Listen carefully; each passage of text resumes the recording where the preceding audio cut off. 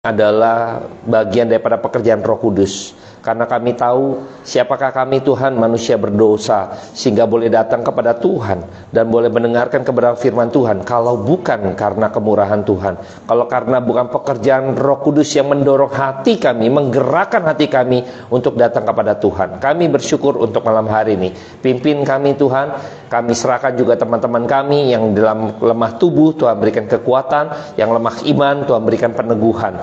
Biarlah Engkau juga berikan penghiburan bagi setiap mereka Tuhan yang terluka. Kami berdoa memohon belas kasihan daripada Tuhan untuk setiap teman-teman yang sudah hadir di tempat ini. Berkatilah kami oleh karena kebenaran firman Tuhan yang boleh kami dengar pada malam hari ini. Kiranya Roh Kudus bertata atas hati dan pikiran setiap kami ya Bapa. Terpujilah nama Tuhan. Biarlah setiap kita yang percaya katakan amin. Oke, silakan duduk. Saya akan membahas bagian kecil daripada kisah Sadak Mesak Abednego, melanjutkan kisah yang lalu, yang minggu lalu Pendeta Valerius menyampaikan mengenai Daniel ya. Bagaimana penyertaan Daniel yang luar biasa. Akhirnya kita tahu Daniel lepas daripada goa singa. Dan ini yang saya bahas adalah teman-temannya Daniel ya. Di sini ada 3 orang yang mungkin juga terkenal gitu ya dengan perapian yang menyala-nyala ya.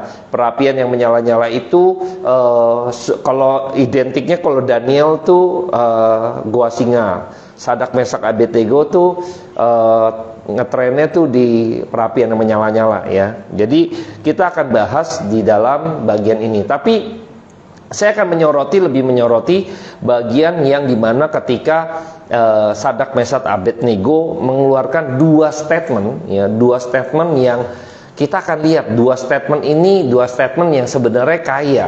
Seringkali kita lupa akan kesetiaan Tuhan. Kita kadang lupa arti setianya Tuhan itu seperti apa. Jadi penyertaan Tuhan itu juga kita bisa melihat penyertaan Tuhan itu ada di dalam kesetiaannya Tuhan.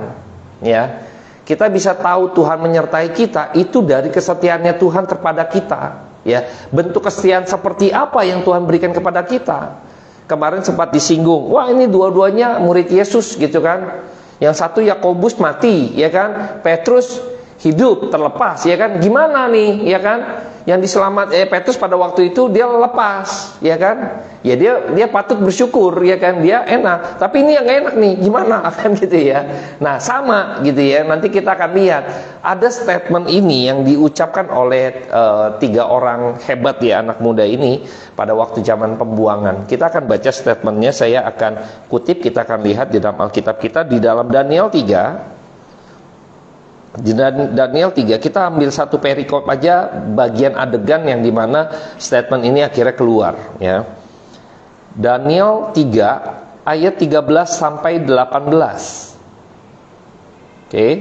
Daniel 3 ayat 13 sampai 18 kita akan baca silih berganti. Saya ganjil, Bapak Ibu genap ya. Sampai ayat yang ke-18. Sesudah itu Nebukadnezar memerintahkan dalam marahnya dan geramnya untuk membawa Sadrak, Mesak dan Abednego menghadap. Setelah orang-orang itu dibawa menghadap raja, berkatalah Nebukadnezar kepada mereka, apakah benar hai Sadrak, Mesak dan Abednego bahwa kamu tidak menuju dewaku dan tidak menyembah patung emas yang kudirikan itu? Sekarang jika kamu bersedia demi kamu mendengar bunyi sangkakala, seruling, kecapi, rebab, gambus, serdam dan berbagai-bagai jenis bunyi-bunyian, sujudlah menyembah patung yang kubuat itu. Tetapi jika kamu tidak menyembah, kamu akan dicampakkan seketika itu juga ke dalam perapian yang menyala-nyala. Dan dewa manakah yang dapat melepaskan kamu dari dalam tanganku?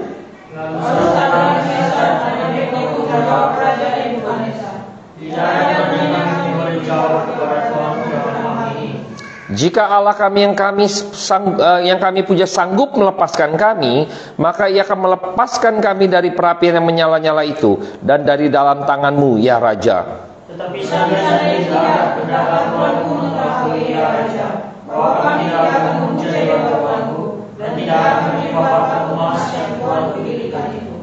Jadi pada waktu itu ada semacam pentabisan patung yang dibuat oleh Raja Nebukadnezar. Lalu pada waktu itu harus disembah, kira-kira demikian ya. Dan akhirnya dititahkanlah kepada raja bahwa kalau ada bunyi-bunyian demikian yang tadi disebutkan, maka semuanya hukumnya wajib gitu ya. Hukumnya wajib untuk menyembah dewa tersebut atau patung tersebut gitu ya. Dan didapati bahwa Mesak, Sadak, dan Abednego ini tidak mengikuti atau melanggar titah raja ya. Raja membawa mereka dibawa kepada raja ya kan, dan diberi kesempatan tuh di hadapan raja ya kan. Oke, sekarang gitu ya, kamu ikutin ya, kalau ada bunyi-bunyian begini kamu sembah ya, kalau enggak akan dicampakkan ke perapian yang menyala-nyala gitu ya. Ini kan ada satu kesempatan, kalau ikutin diampunin, kalau tidak gitu ya, sekarang udah selesai nih kamu nih, enggak ada kesempatan lagi, kamu akan dimasukkan ke dalam perapian yang menyala-nyala, kira-kira gitu ya. Udah sampai diancam demikian. Tetapi yang terjadi adalah ini satu statement yang berani ya. Dikatakan ayat 16, tidak ada gunanya kami memberi jawaban kepada Tuanku dalam hal ini. Ini kayaknya kurang ajar ya. Nggak ada gunanya gue ngomong sama lu. Kira-kira gitu ya. Dari tangan lu mau nyelapin dari mana, dewa mana gitu kan. Ini hidup lu di tangan gua nih, kira-kira gitu ya. Coba dewa mana yang bisa lepaskan ya kan dari tangan saya. Nah, kira-kira gitu ya. Ini saya pakai bahasa kita sekarang lah ya. Kira-kira gitu. Aduh, percuma gue ngomong sama lu gitu ya. Kira-kira gitu ya. Maksudnya dengan kadar yang berani, bukan menantang sih. Sebenarnya apa ya? Lebih kepada emang mau dijelasin bagaimana ya gitu loh. Allahnya berbeda gitu ya. Makanya muncul statement yang pertama. Ya, ayat 17. Jika Allah kami yang kami puja sanggup melepaskan kami, maka ia akan melepaskan kami dari perapian yang menyala-nyala itu dan dari dalam tanganmu ya Raja. Ya. Jadi kalau Tuhan yang kami sembah itu sanggup, akan sanggup lepas dari tangan Raja. Gitu loh. Bukan karena Raja memberikan kesempatan bagi kami, bukan karena Raja memberikan sesuatu, bukan karena Raja yang melepaskan itu. Bukan tangan raja, justru tangan Tuhan yang akan melepaskannya. Ini statement ini kadang kita pikir nggak sehebat statement kedua. Kita lihat dulu statement kedua ya, ayat 18. Kita baca sama-sama ya statement kedua. 1, 2, 3. Tetapi seandainya tidak, hendaklah Tuanku mengetahui ya Raja, bahwa kami tidak akan memuja dewa Tuanku dan tidak akan menyembah patung emas yang Tuanku dirikan. Bayangkan ya, kalaupun enggak, kalau enggak ditolong, kalau tetap api itu nyala dan membakar saya, sekali-kali tidak akan menyembah juga. Bayangkan Bapak Ibu ya. Kan kalau yang pertama, jika Allah menolong, sanggup menolong saya, dia akan melepaskan. Ini kayaknya enak ya. Kan sanggup. Benar ya? Kayaknya lebih hebat statement yang kedua. Kalaupun tidak ditolong, ya, saya ambil sederhananya ya. Kalau tidak ditolong, saya tetap nggak bakalan nyembah. Saya tetap tidak akan berpaling gitu ya. Saya tetap tidak akan ikutin yang Raja perintahkan. Ini kayaknya lebih ada powerful ya. Tapi kalau kita lihat coba backgroundnya, ini kan di dalam pembuangan ya. Masa Daniel itu waktu zaman Nebukadnezar ini, mereka itu dalam pembuangan Bapak Ibu. Jadi bangsa Yahudi, bangsa Israel itu Tuhan marah. Dikit-dikit datangin Nabi dibunuh, datengin Nabi untuk sampaikan firman dibunuh, ya kan? Semua ditolak, kira-kira gitu ya, dihilangkan gitu ya. Akhirnya Tuhan kesel, Tuhan buang itu, ya dalam pembuangan. Ini di Babel, ya Nebukadnezar, masa Nebukadnezar ya. Bayangkan Bapak Ibu, waktu dibuang, akhirnya Daniel dan kawan-kawan Sadak, Mesak, Abednego ini dipungut, kira-kira gitu. Dipungut dalam arti dijadiin budak, dijadiin karyawan, kira-kira demikian ya. Dididik dan lain sebagainya. Akhirnya mereka berani, sekarang seakan-akan kita melihat bahwa berani menantang Tuhan gitu ya. Berani menantang dewa-dewa daripada Nebukadnezar gitu ya. Dari mana ini? Kalau kita pikir ngedon loh. Wah, Tuhan udah marah sama kita nih. Tuhan mungkin gak sertai kita, karena kita dibuang ini sekarang. Jadi waktu bilang kita sanggup, ya Allah yang sanggup gitu kan. Ini kita lagi dalam tanda petik ya. Pada waktu itu bangsa Israel lagi dibuang. Orang yang lagi dibuang, yang lagi dicampakkan gitu ya. Bayangkan Bapak Ibu ya. Tuhan lagi marah sama bangsa Israel, maka kita dibuang nih. Terus berani ngomong begini nih, berani lawan raja. Kita nih mati nih. Nggak ada backing nih. Kita lagi dihukum Tuhan, tanda petik gitu kan. Istilahnya kan gitu kan. Apa iya Tuhan menyertai? Ini satu statement yang juga nggak gampang Bapak Ibu. Jangan pikir karena ada kata positifnya tadi ya, sanggup melepaskan. Enggak, coba kalau pikir gitu ya. Dalam kondisi yang demikian, orang juga kalau nggak punya iman yang kuat, nggak bisa Bapak Ibu. Nggak bisa. Kita di dalam kehidupan kita juga sering kali gitu kan. Iya kalau kayak ngomong gampang gitu kan. Wah nanti kalau misalnya saya udah sukses, wah gue mah gampang bagi-bagiin sumbangan gitu kan. Wah ke orang-orang, wah gue akan ada hati-hati yang mulia. Gampang sekali Bapak Ibu. Kalau kita kaya kita bisa apa aja. Ya kan? Kita bisa bantu orang sebesar-besarnya, seluas-luasnya, semulia-mulianya gitu ya. Itu gampang gitu ya. Tapi kalau enggak gimana? Kalau lagi nggak ada uang misalnya gimana? Bisa memberi, mikir hidup kita, gua aja kurang, bener ya? Kita di sini ada 12 bakul program kita, bukan karena kita orang kaya Bapak Ibu, nggak ada. Bukan karena kita punya kelebihan duit, maka kita bagi-bagiin sembako gitu loh, bukan. Karena kita mau menjalankan mandat Tuhan, yaitu apa? Mengasihi sesama. Kalau tunggu kita kaya baru kita bisa menyumbang gitu kan enggak gitu. Iya kan? Nah, bagaimana dengan mereka ini gitu? Enggak gampang Bapak Ibu. Ini kondisi sadar bangsa Israel sedang dibuang. Itu muncul kata-kata gitu, itu satu apa ya? Ini enggak main-main, ini perjudian loh, pertaruhan loh. Raja kasih kesempatan. Lu ikutin atau enggak? Kalau enggak ikutin mati. Kalau ikutin ya hidup. Kan simpelnya kalau kita mau cari aman ya udah ikutlah. Gak apa-apa lah, Tuhan juga ngerti lah kita juga lagi dalam pembuangan. Lemah iman ya, bener gak? Udah deh, gak apa-apa deh. Banyak orang yang lemah iman ya. Banyak orang yang meninggalkan Tuhan juga lemah iman gitu ya. Banyak kita juga goyah iman kita gitu kan. Karena sesuatu yang akhirnya kita pindah gitu ya. Gampang sekali beralih gitu ya. Misalnya mendapatkan apa dijanjikan apa, segala macam, gampang sekali kita berpindah gitu loh. Kenapa? Yaitu iman kita nggak kuat. Nah, Sadrak, Mesak, Abednego dan Daniel, ini kita menyoroti Sadrak, Mesak, Abednego, tentu juga mengetahui, mengenal Allah yang seperti apa. Maka pada waktu zaman Musa, kita lihat ya bagaimana story itu. Musa disuruh membawa bangsa Israel keluar daripada Mesir. Nah pada waktu itu sebelum masuk tulah ke-10 itu diperingatin dulu anak sulung mati, dan nanti ada korban, terus ada bicara Paskah gitu ya, dan harus diceritakan berulang-ulang gitu kan keturunanmu gitu kan kepada anak-anakmu dan lain sebagainya. Itu semua dititipkan gitu loh di dalam Alkitab. Dan saya percaya Sadrak, Mesak, Abednego termasuk Daniel pun mendengar hal demikian, diajar, dididik sebelum dalam pembuangan. Karena mereka orang-orang yang akhirnya dari nenek moyang mereka turun-temurun tuh, mengerti, mengenal. Maka hanya orang-orang yang memiliki iman yang kuat yang akhirnya Tuhan nanti akan bisa melihat penyertaan Tuhan. Akan melihat penyertaan Tuhan. Kita tahu bangsa Israel waktu keluar dari Mesir gitu ya, itu juga banyak yang mati itu, puter-puter itu di situ. Nggak semuanya juga masuk ke dalam tanah perjanjian. Kita tahu story-nya bagaimana ketika di dalam perjalanan di padang gurun gitu ya. Mereka menyembah Baal, tegar teguk dan lain sebagainya. Tapi lihat seperti Yosua yang bisa melihat kesetiaan Tuhan. Yang bisa melihat gitu loh. Ini orang-orang yang akhirnya dipakai oleh Tuhan Bapak Ibu. Statement yang kedua lebih mencengangkan kita. Kalaupun tidak ditolong gitu ya, kita bisa komit ke demikian. Sekalipun saya lagi bokek ya, tapi tetap saya mau memberi. Susah ya Bapak Ibu.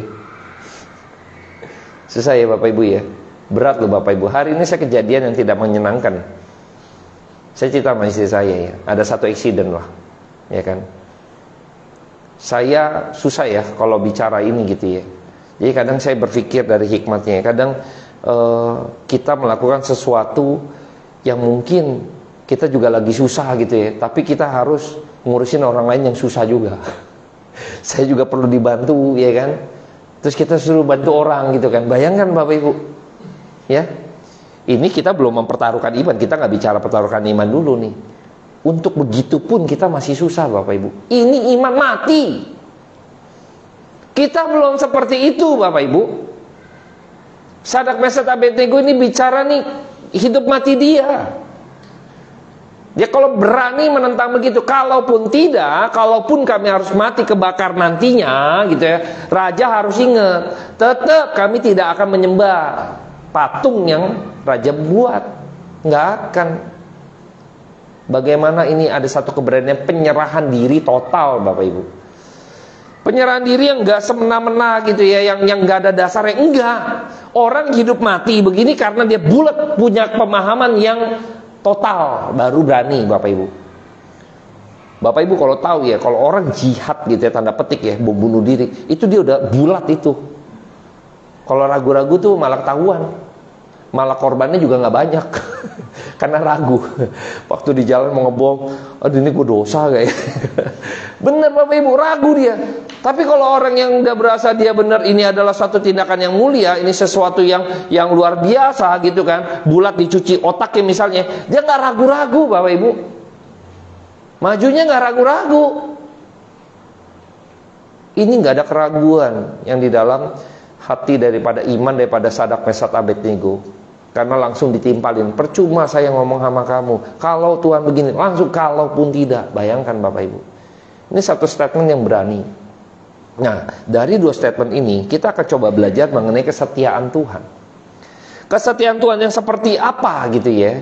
Kan kalau kita bicara penyertaan Tuhan, ini bicara kesetiaan Tuhan. Bagaimana Tuhan menyertai, setia deh. Dampingin Israel, setia banget gitu ya. Waktu dibuang pun Tuhan masih setia. Buktinya ini. Waktu udah dibuang pun, bayangkan Bapak Ibu, masih setia. Ini kalau kita bicara kesetiaan kan, kalau paling gampang kan ketika kita membangun rumah tangga ya. Misalnya kita tahu sebuah pernikahan setia sampai hidup mati gitu ya, baik suka dan duka gitu ya. Kalau ingat-ingat lagi nih Ko Ali nih gitu kan, senior. Kalau ingat-ingat pernikahan, janji pernikahan bener Ko Ali ya. Baik suka maupun duka ya kan, kaya miskin, ini setia gitu loh. Temenin gitu loh, bukan kalau lagi enak, happy ya kan, wah ini kita sama-sama gitu ya, senyum, bersuka bersama gitu. Begitu miskin ditinggalin ya kan, jatuh miskin ya, yang satu cari yang kaya ya kan, semua cari yang kaya, wah repot Bapak Ibu. Ini bicara kesetiaan, ini bicara bagaimana Tuhan sekarang menyertai, demikian ya, penyertaan Tuhan dilihat dari kesetiaannya. Pada waktu kita melihat bahwa Sadak Mesad Abednego tahu bahwa Allah yang dia sembah adalah Allah yang setia. Dari perjalanan bangsa Israel yang dia dengar dari nenek moyang mereka, mereka tahu bahwa Allah yang mereka sembah adalah Allah yang setia. Maka dia nggak pusing, maka dia akan sanggup, maka dia percaya Allah akan sanggup melepaskan kami. Bukan dari engkau lepaskan, lepasin dari tangan kamu justru. Allah saya yang setia, karena saya tahu dia setia. Ada di samping saya, ada selalu bersama dengan saya. Orang yang mengerti, makanya dia nggak takut. Dia akan sanggup, ya kan? Ini kesetiaan yang akhirnya Tuhan sendiri yang jaga. Nah, yang kedua, ini menarik nih. Pada waktu Sadak Mesad Abednego gitu mengatakan, kalau kami harus mati, kira-kira gitu ya, kami pun tetap akan setia. Sekarang memegang kesetiaan Tuhan tuh, ya, memegang kesetiaan Tuhan. Nah, kesetiaan seperti apa kok dari Tuhan seperti ini? Ada orangnya, dia setia karena memberi kepercayaan penuh kepada pasangannya. Ada kepada pasangannya percaya penuh, percaya 100%. Itu merupakan Itu wujud dari orang bisa melepaskan kepercayaan kepada pasangannya. Itu wujud daripada kesetiaan, Bapak Ibu. Misalnya saya sama istri saya, ya. Waktu dia percayakan kepada saya, gitu ya. Itu wujud kepercayaan yang diberikan kepada saya. Saya mau ngapain kayak dia tahu saya nggak bakalan macem-macem, ngerti gak? Itu wujud kesetiaan dia kepada saya, Bapak Ibu. Wujud kesetiaan dia kepada saya. Dia tahu saya nggak akan macam-macam. Kepercayaan itulah yang penuh. Dia tetap akan setia kepada saya. Dia akan nggak kemana-mana, gitu ya. Ini wujud satu kesetiaan yang daripada Tuhan. Tuhan sekarang memberikan kepercayaannya kepada Sadak, Mesat, Abednego. Waktu Tuhan lepaskan kepercayaan itu, itulah wujud kesetiaan Tuhan, bahwa mereka tetap akan mengikuti aku. Luar biasa Bapak Ibu ya. Karena saya ngelihat dengar statement ini gitu ya, saya renungin ya. Ini membawa saya juga kepada pribadi yang akhirnya harus koreksi diri ya. Ya. Kalau orang sudah percayakan sesuatu kepada kita, itu orang berarti itu, waduh, mau kita baik ya, benar ya. Benar ya, percaya juga kepada kita bahwa kita nggak macem-macem Bapak Ibu. Makanya jangan rusak tuh. Ya, jangan rusak Bapak Ibu. Nama baik itu penting ya. Kalau Anda dan saya sudah dipercayakan gitu ya, kerjakan benar-benar. Kerjakan benar-benar. Termasuk Anda dan saya. Kita dipercayakan setiap harinya oleh Tuhan. Apa Bapak Ibu? Hidup. Kalau hari ini, kalau Tuhan nggak percayakan, Tuhan ambil. Selesai Bapak Ibu. Wah cukup nih, jadi kan Tuhan ambil. Selesai Bapak Ibu. Tapi kalau Tuhan masih percayakan yang hari ini kita bisa rasakan, kerjakan benar-benar Bapak Ibu. Kerjakan benar-benar. Tuhan udah percayakan kepada kita apapun, apalagi kalau kita bicara nanti pelayanan kah, keluarga kah yang Tuhan sudah percayakan kepada kita, pekerjaan kah yang sudah Tuhan percayakan kepada kita udah sungguh-sungguh belum? Atau kita justru yang apa yang Tuhan berikan itu yang menjadi berhala kita. Seringkali gitu ya. Itu yang menjadi berhala kita. Ya, kita bikin Tuhan kecewa lagi. Nah, ini kesetiaan yang Tuhan yang saya pikir di dalam dua statement ini mengandung makna yang saya pikir, wah, kita harus pikirkan benar-benar tuh. Kesetiaan Tuhan tidak tergantung dengan ketidaksetiaan kita loh. Ini menarik ya Bapak Ibu ya. Dari hal ini, kita lihat dari dua statement ini, kita bisa simpulkan. Waktu dia pertama katakan gitu ya, dia tahu kita di masa pembuangan, ya mereka dalam masa pembuangan, dianggapkan karena bangsa Israel tegar tengkuk, selalu begitu. Ya, selalu bandel lah gitu kan, nakal gitu ya, dibilangin auban gitu ya, dikasih tahu tetap begini lagi, udah diginiin masih aja begitu, bohwat lah gitu kan istilahnya ya. Maka dipukul keras gitu, kira-kira demikian. Tapi kesetiaan Tuhan tidak bergantung dengan ketidaksetiaan bangsa Israel. Kalau lu setia, gua setia. Oh lu selingkuh, gua selingkuh, tanda petik ya, bener gak? Tuhan enggak. Oh lu tinggalin gua akan tinggalin lu. Enggak. Allah kita tidak demikian. Kesetiaan Allah kita bukan digantungkan kepada setia atau tidaknya saya. Maka Tuhan setia apa enggaknya kita yang atur. Oh saya sudah setia, lalu Tuhan pasti akan setia. Kita nggak setia pun dia setia kok. Oh kalau kayak gitu kita nggak setia aja Pak. Enak ya. Kalau kayak gitu kita tidak setia aja gitu ya Bapak Ibu ya. Hah? Tuhan bisa buang Bapak Ibu. Muak Tuhan. Jangan pikir gitu ya. Jangan pernah remehkan kemurahan Tuhan, kesempatan yang Tuhan berikan. Nanti tiba waktunya nggak ada lagi waktunya, selesai. Ya selesai. Tiba waktunya kita bukan manja-manja, kita main-main dengan hidup kita gitu ya. Ntar lihat Bapak Ibu.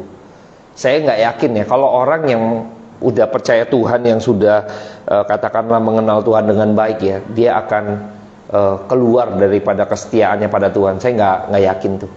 Ya, saya nggak yakin. Orang yang menyimpang itu sebenarnya mereka belum mengenal seperti apa Tuhan kita, makanya dia bisa menyimpang. Kalau orang yang sudah mengenal gitu ya, nggak bakalan Bapak Ibu, ya nggak bakalan.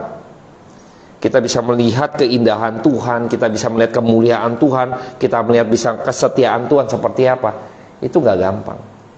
Kadang saya pikir gitu ya, dalam hidup kan seringkali gini ya, kita sudah coba hidup baik, kita coba udah hidup benar gitu ya, kita udah coba hidup katakanlah menjaga hidup kita dan berbagi buat orang lain, membantu orang lain. Kita pikir gitu kan, kita sudah setia nih melakukan apa yang Tuhan inginkan. Tapi seringkali dalam kehidupan kita yang terjadi sesuatu yang negatif, misalnya entah sakit, ya kan? Entah pekerjaan yang akhirnya jatuh misalnya, ya kan? Entah akhirnya anak lah, apalah, suami lah, atau istri lah, atau mama lah, ada apa-apa. Pokoknya ada sesuatu yang tidak menyenangkan hadir di tengah-tengah kita. Kita mulai berpikir lagi Bapak Ibu. Kadang kita jadi mengeluhnya gini, Tuhan, kenapa ini tertimpa padaku? Bukankah aku yang selama ini berbagi buat orang-orang yang susah? Bukankah aku yang setiap minggunya melayani engkau?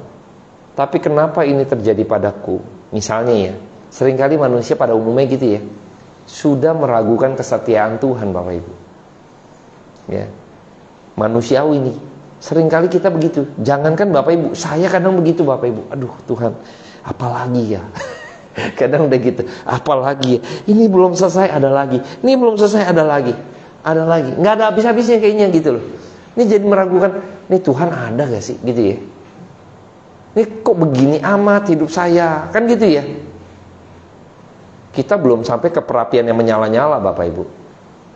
Belum sampai demikian, tidak sampai mempertaruhkan hidup mati kita. Kita hanya mempertaruhkan kenyamanan kita saja, ya kan? Yang harusnya bisa santai, yang harusnya bisa suka-suka, apa saya suka cita gitu ya, senang-senang gitu, akhirnya harus sedih ya kan, duka cita misalnya gitu kan, harus capek lagi gitu kan, lelah lagi. Kita paling cuman begitu, ya kan, cuman begitu. Kadang hidup nggak adil. Emang hidup ini di dalam dunia ini nggak adil Bapak Ibu, nggak ada. Nggak ada yang adil.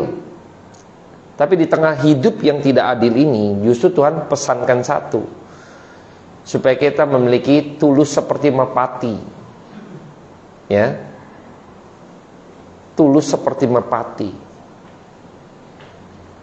Jadi jangan sampai kita juga kan seperti ular gitu ya, licik katanya gitu, licik seperti ular gitu ya, tulus seperti merpati. Ini apa gitu kan, kita juga boleh nipu gitu kan. Kan nggak bijaksana ya, biar bisa bijaksana menghadapi seluruh tantangan, kita bijaksana menjalaninya seperti apa ya. Jadi saya melihat bahwa kesetiaan Tuhan tidak digantungkan kepada ketidaksetiaan kita orang percaya. Itulah Tuhan kita. Tuhan tidak bergantung dengan hal demikian, karena tentu Dia adalah Allah. Kalau Allah bergantung dengan kesetiaan Allah, bergantung kepada kesetiaan manusia, Dia bukan Allah, karena tergantung dari kita. Dia tidak berkuasa, Dia tidak memiliki kedaulatan, Dia tidak memiliki otoritas. Kenapa? Karena otoritasnya tergantung dari saya, manusia. Kalau saya setia, maka Tuhan setia. Jadi Tuhan diatur siapa? Siapa yang mengatur siapa? Repot kan Bapak Ibu kan?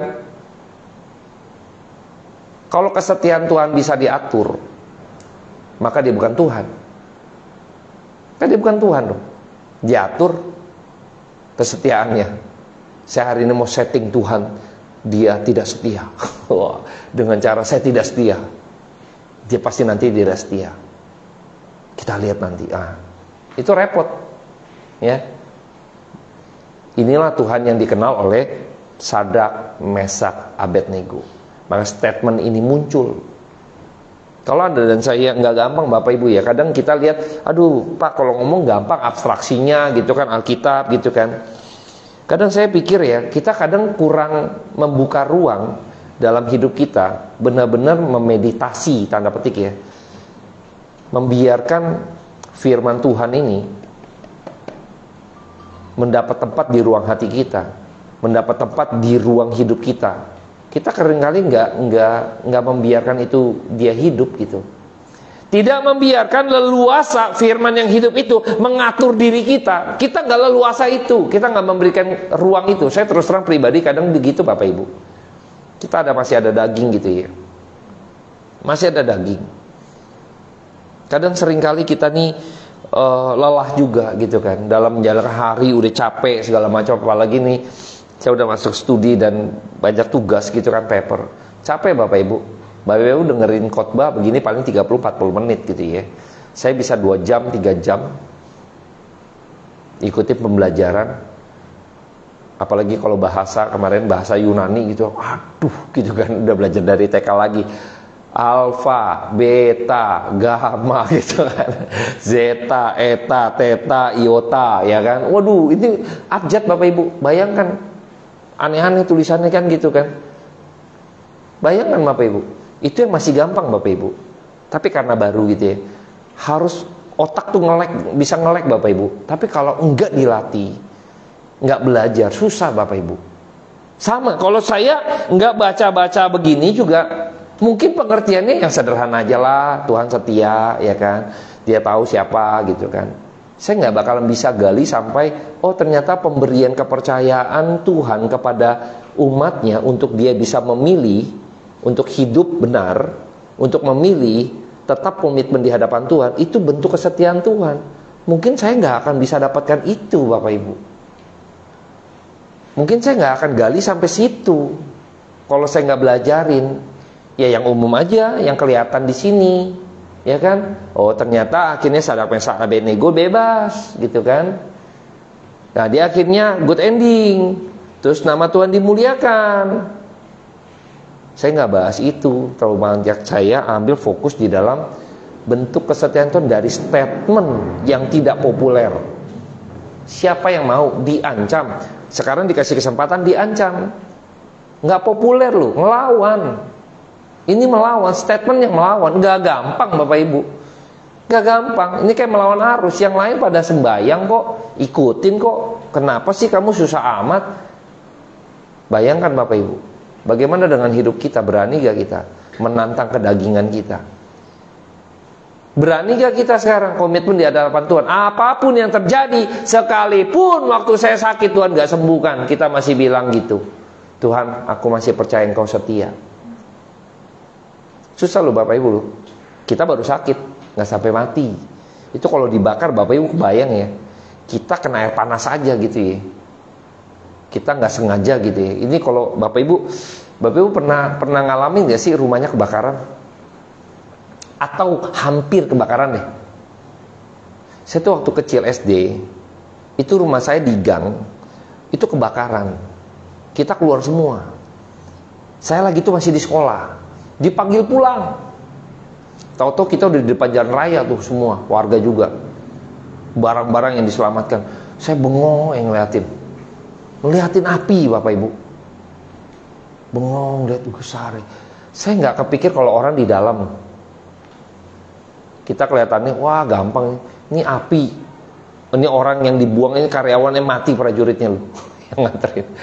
Bayangkan Bapak Ibu ya. Ini Sadrak Mesak Abednego santai aja relax dan nggak ada bau kebakar.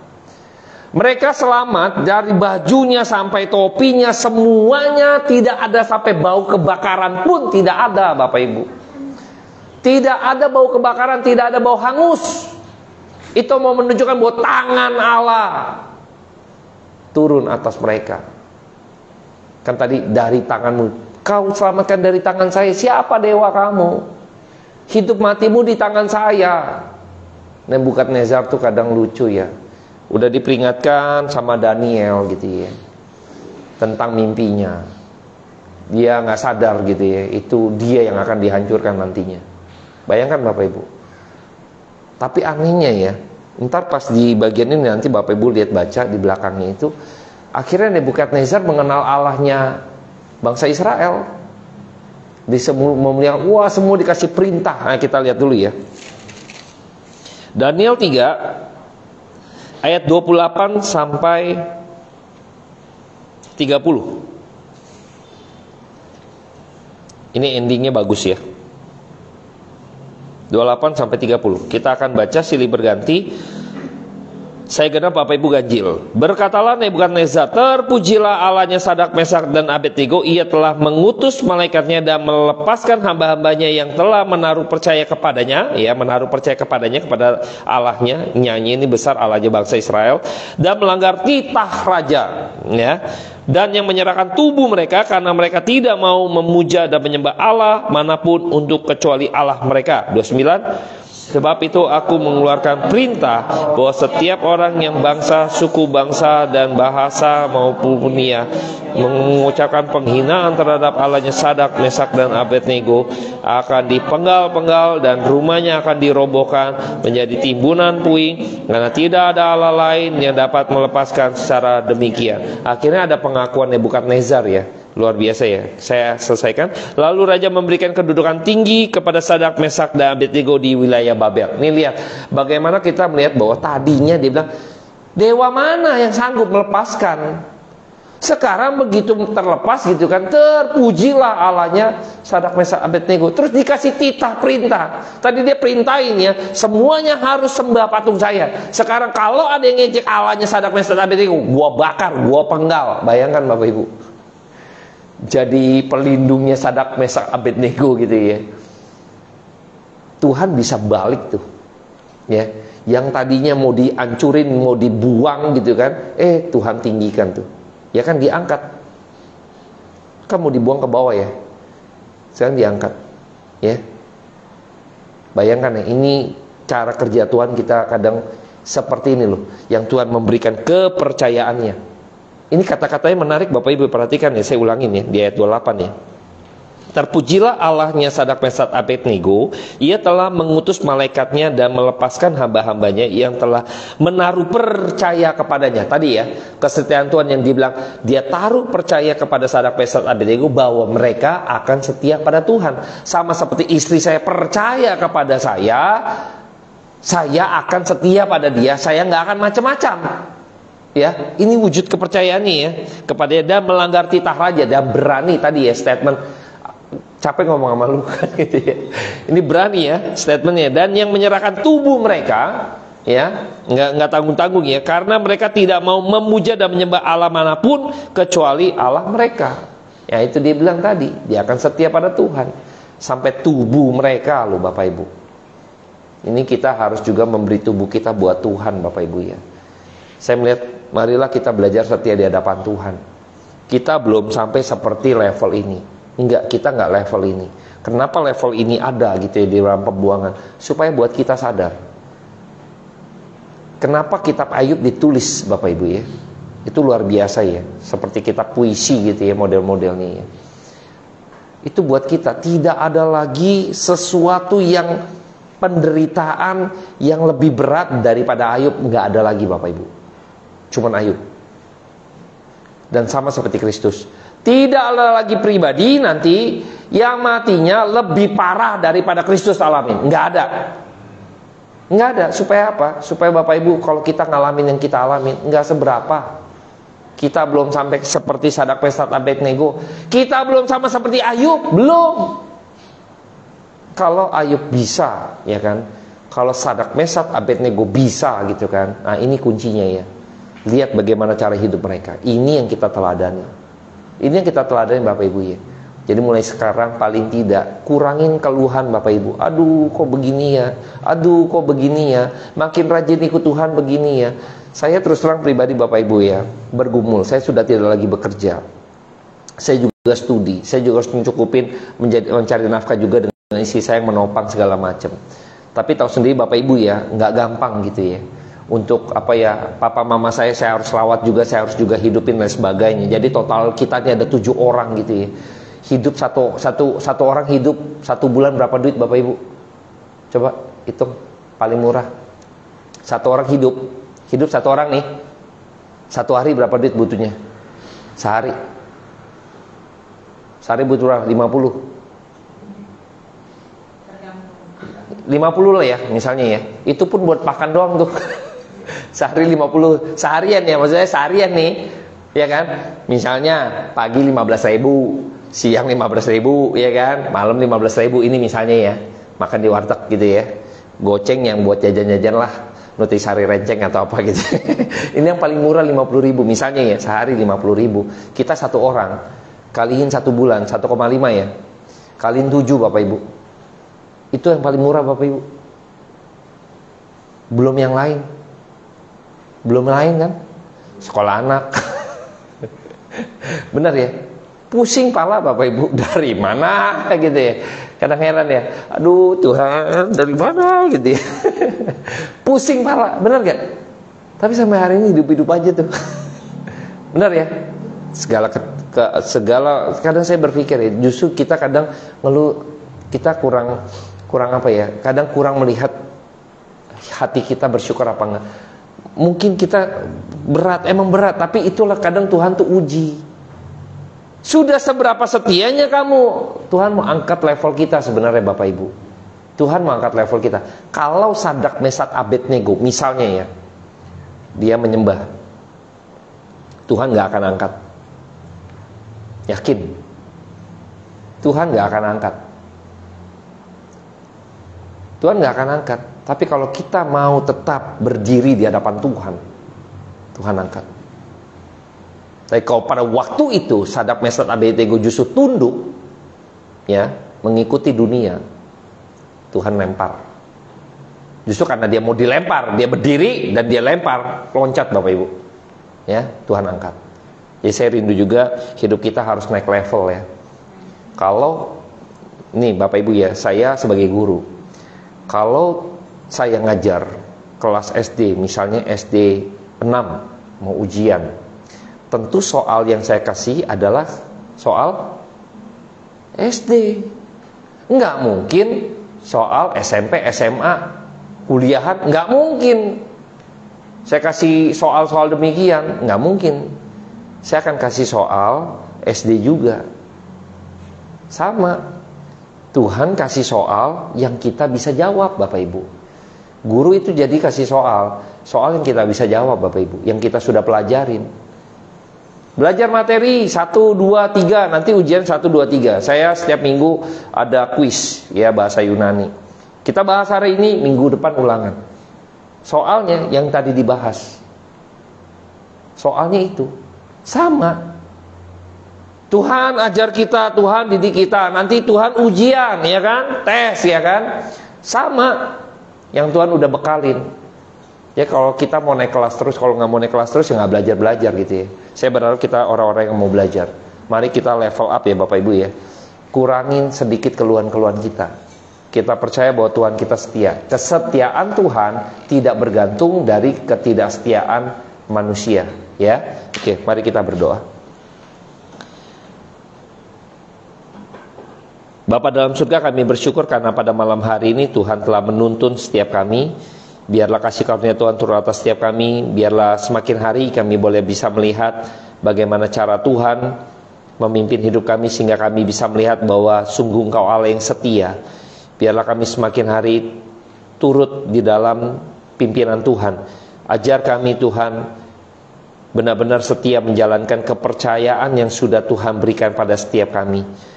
Bawa kami Bapa untuk menjadi pribadi yang naik level, untuk kami menjadi pribadi umat Kristen yang makin sungguh-sungguh di hadapan Tuhan. Sucikan, kuduskan, ampuni segala keluh kesah kami yang seringkali kami meragukan kesetiaan Tuhan. Kami seringkali di dalam keluhan kami yang meragukan kemampuan Tuhan. Yang seringkali dalam hidup kami rintangan yang berat, tekanan hidup, seringkali kami akhirnya meragukan bahwa Tuhan ada di tengah-tengah kami. Ampuni kami ya Tuhan. Biar kuasa Roh Kudus-Mu terus menguatkan, meneguhkan. Biar firman Tuhan pada malam hari ini boleh menjadi kekuatan baru bagi setiap kami yang percaya Bapa. Di dalam nama yang kudus, biarlah setiap kita yang percaya katakan amin. Oke.